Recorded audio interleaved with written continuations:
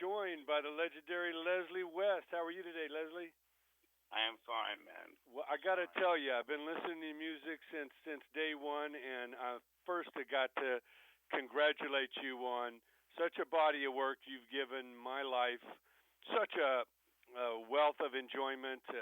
Love all the mountain music, all the solo music, West Bruce and Lang, and I first want to thank you for making this a better planet with all the great music you've given us all. Well, it's very kind of you. Very kind. Yeah, it's a real pleasure. I can't even count the thousands of hours I've spent listening. But take us back if you could. I know you grew up in New Jersey, New York area, and you know your band, the Vagrants, turned into Mountain with Felix. You know, tell us about that evolution of really deciding to make music yourself, and who some of those heroes were that got you started. Jimi Hendrix and Eric Clapton. They wrote the book. Yeah. Incredible. I know you were greatly influenced and involved around the whole Cream experience, you know, with Felix and, of course, your history with Jack Bruce and everything. Tell us what it was about, you know, Clapton's playing and Cream's music that really inspired you. Well, first of all, I would listen to the Beatles growing up, and all of a sudden, we had the Stones and we had the Beatles. The Beatles music reminded me of Let It Be, and the Rolling Stones reminded me of Let It Bleed. You know, it's two different. And then all of a sudden there came Cream and Hendrix. Yeah. And I realized, I said, these guys, my God, they're playing the shit out of these instruments. Guitar sounds like a voice. Voice sounds like a guitar. I don't know what's doing, who's doing what. And all of a sudden, I said, you know what? I think I'm going to start listening to this. And sure enough, that's what happened. It just sucked me in like, I can't even explain it to you. It just sucked me in. Yeah, the passion, the creativity was just flowing. Well, yeah, well, it was like off the top of your head, and I had a lot of stuff off the top of my head. And sure enough, it seemed to work. Well, I know your music definitely delves deep into the blues and soul and rock and roll. You know, yeah. the Mountain years were incredible. Tell us about your decision to form the band with Felix Pappalardi and what your relationship with Felix, you know, was like. Well, he produced a group I was in called the Vagrants. Before that, a little local group from New York, and we were breaking up. But he was going to take us in the studio and try to do an album, because now he was producing Cream. And I saw his name on the back of Israeli Gears, Cream's album. I said to my brother, is this the same guy that produced us? He said, yeah. I said, well, we don't sound like Cream. He says, we suck. We didn't practice enough. So I started to practice, and I got in touch with him and came in the studio, tried to produce something with the Vagrants, and unfortunately, we didn't have enough material. And he didn't have enough time because he had to go to England. He was working on producing, I think, Cream's last album, Goodbye Cream. And so when he came back, I played him a couple of songs. I got rid of the band, and I put a band together, and he didn't like that band. And so his partner said to him, why don't you play bass with Leslie? And so that's how we started the group. Well, I know very early on, I guess around your fourth show, it was Woodstock. Tell us about how that all came about, and you know what that show meant to you. It meant a lot to me. It also meant a lot that we had Jimi Hendrix's agent book us on the show. Ron Terry was Jimmy's agent, and Jimmy sort of was the headliner of that show. Sure. Got us on the show, man, and we weren't in the movie because I don't know what was going on with my managers and the promoters. They wanted too much money, and who knows what. But right. We made it to the album, and when they released released the 40th anniversary box set.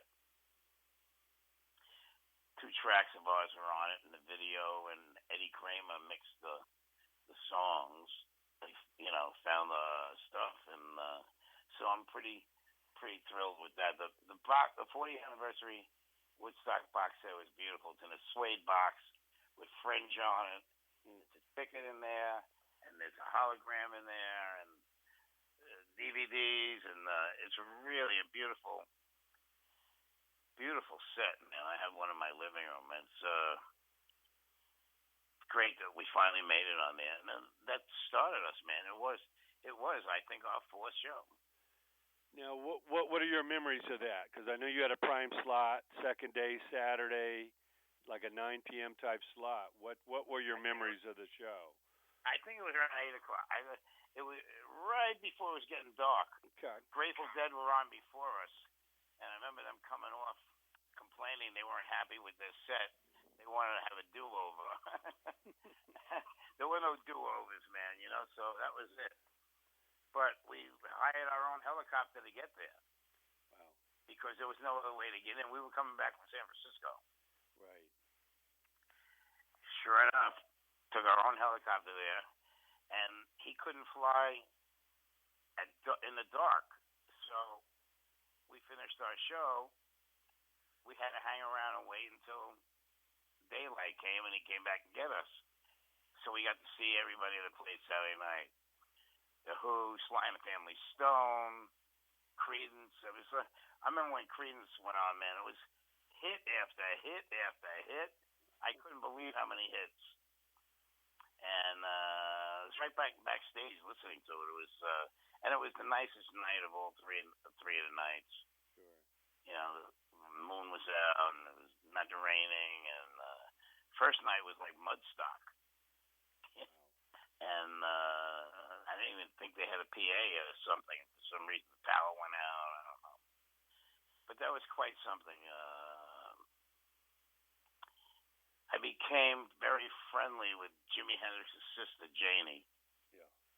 And they're doing a documentary on Jimi playing at the Atlanta Pop Festival, which was the next great festival, which we did.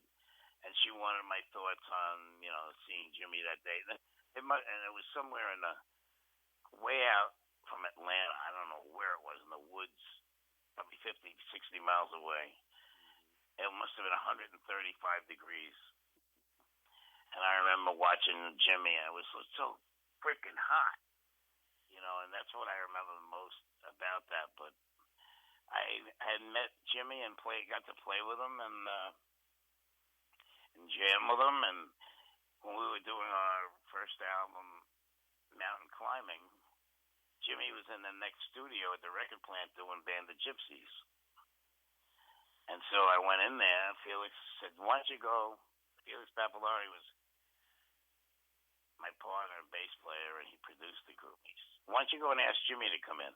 I said, "I don't know who Jimi. I'm a kid from Queens, New York. I'm going to go in there and ask Jimi Hendrix." So I did. And Jimi came in, and first song he heard was "Never in My Life." And he looked at me and he said, "Nice lick, man." And that's all I had to hear. Jimi Hendrix liked something I did. Right. And my friends couldn't talk to me anymore. I was flying. But that's those beginnings. Yeah, amazing time. Amazing time. Now I know you later recorded with the Who during Who's Next.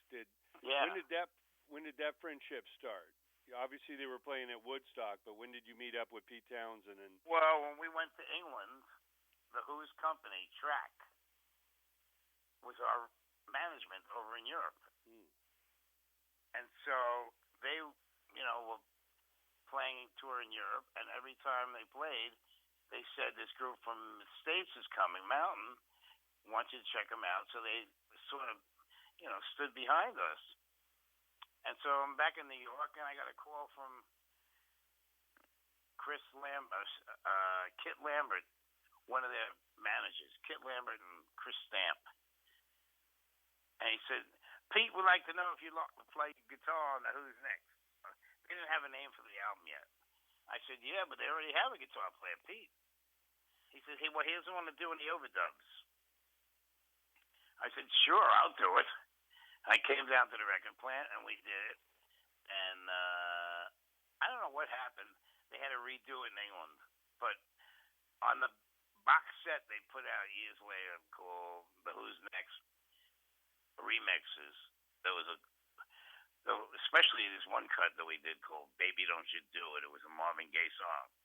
You can hear Pete playing rhythm on one side in stereo, and you hear me playing lead on the other side. And that was exciting shit, man. I have the gold record on my wall in my office for doing it. And it just worked out, man. You got to be lucky, and you got to be at the right place at the right time. And you know, on the new album that I have called Soundcheck, I did a lot of acoustic and electric songs. In other words, I played acoustic guitar and I played electric guitar. And I got, most of that idea from Townsend, the way he recorded. He would record with, like Tommy, with the acoustic guitar, and then the electric guitar comes in. Mm-hmm. It's a great combination of those two. And he gave me a lot of great ideas that I've used, especially on the new album. Yeah, it adds that extra flavor, the hills and valleys from the acoustic to the electric. Yeah, man. It's I only play acoustic in the house. I don't play electric. Sure. Well, I know Jack Bruce is on Soundcheck, and of course you have a long history with Jack, and of course when Felix left, Wes Brewston Lang, was amazing, and talk about the man, Jack Bruce, great loss to us all, but I know you've got a lot of history with him. Well, I was recording an album upstate New York called Theme, and I asked Jack if he would play. I wanted to do Theme for an Imaginary Western with him. Because even though Mountain did it and Felix sang it, Jack wrote it. And so he came all the way over from England, upstate New York. And there was a club in Poughkeepsie, New York. We were about 10 miles away in Millbrook. And they knew we were recording, and they asked if we wanted to do an impromptu set. No advertising, no nothing, and the place was packed. There was about 500 people. And the engineer that we had, Paul Orofino, he recorded it on a stereo deck. And I had that track, Spoonful. And my friend Joe Franco was playing drums. And after Jack died, I said, this is a tribute to him, man. I've got to put it on. And I listened to it. And I started to tear up because it brought back such great memories. What a musician he was, man. It's just so sad that he drank so much, and even with a second liver, he just killed himself. Yeah. By accident. But he had to be on this album, man. Well, I know you also have the great Brian May from Queen. Tell us how you got involved with Brian. Well, a friend of mine, John Tiven, was producing this song, Going Down, a famous song. Sure. And Max Middleton was playing the piano that he played with Jeff Beck. Bobby Whitlock was playing organ, and Bonnie Bramlett was singing. And Brian was playing guitar. When the guy that wrote the song, Don Nix, he didn't even know Brian May was on the damn thing.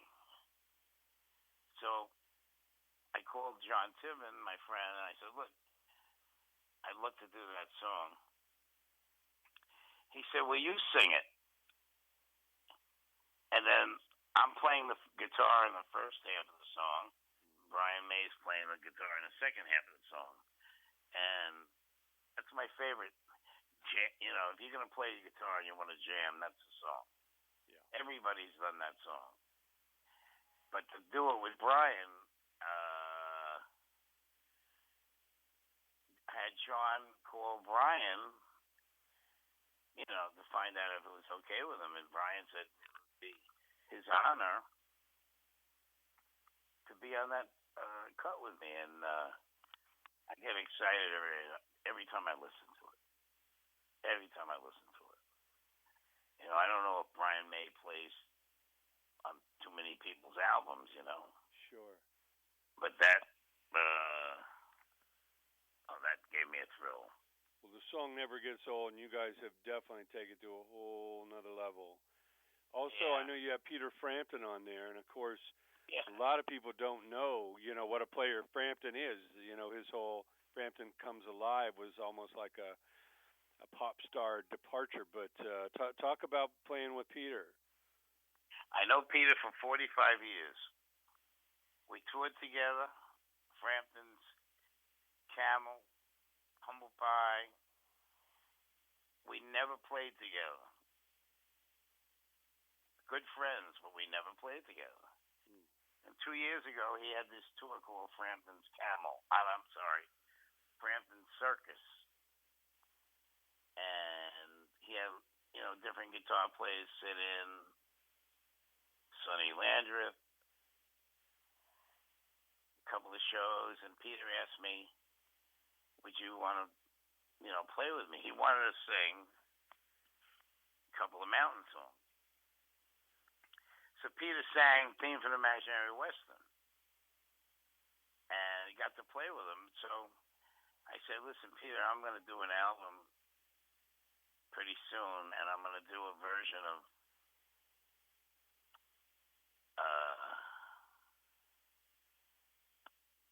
Sunshine, You Are My Sunshine, which is like a very happy country song. You are my sunshine.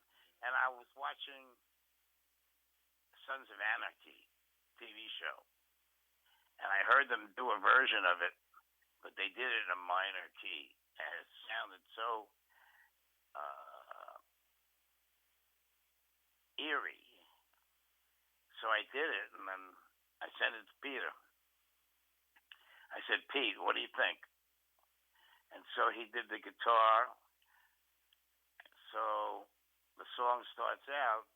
I play the first solo, he plays the second, and then there's a break in the middle, and he plays the first solo, and then I play the second one, and then we play the last line together. And he's such a great player, Peter. He's got that great tone, and it was just great to get to, you know, to play with him. And we had the same agent. It was we were so connected, but we never played together. And finally, to have that come to fruition, it was that was a thrill, man. I've had a lot of thrills in my life, man. Sure. Well, that's what it's all about, is generating thrills for yourself, and certainly you give us the thrills. Now, how about the Curtis Mayfield Classic, People Get Ready? I know you played that for a long time. Why did it finally make it to the record? Well, I do it on stage all the time. I almost start the show with it, with my bass player, and the words are so fantastic in it. And I said, you know,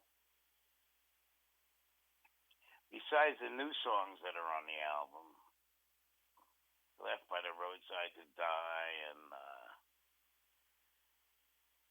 the other one, Empty Promises, I wanted to put songs that I can really do an arrangement of. That's what I was best at when I first started, taking other people's songs and doing them in a way that it sounded like an original song. And Curtis Mayfield, my God, the words in that song is just fantastic. And I know Jeff Beck did it, and Rod Stewart sang it. I tried to do it a little different. I just hope people like it, man. Well, it's an amazing rendition, and it's so great to pay tribute to Curtis, and I know so many people have paid tribute to you, and certainly you got a lot of fans out there. I know on your last album you had Slash and Zach Wilde and Billy Gibbons and Joe Bonamassa and Steve Lukather, and I know people always shouting you out. I know Johnny Ramone called you one of his top 5 guitarists ever, and Martin Barr from Jethro Tull, and Eddie Van Halen, and Richie Blackmore. I mean, you got so many admirers over the years, and I know you did a little shout out to your fan and friend Howard Stern on this one, a Stern warning. Talk about what it feels like to get feedback from other players like that. Know that you've influenced them, and talk about your friendship with Howard. Well, Howard got in touch with me one day, and he said, I was listening to one of your cuts, 12, an acoustic song. What was the motivation for that? I said, well, the original was I wrote a song for Felix, to my friend. So when Howard told me how much he loved it, I said, yeah, I'm going to write another one. And I called it Stern Warning. Thought that was a good name. But he's been a big influence on me, Howard. I mean, he's on that show, America's Got Talent. But Howard happens to know guitar, man. He knows shit.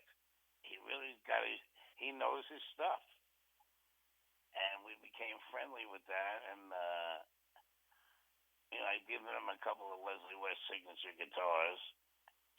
And he was taking lessons last year.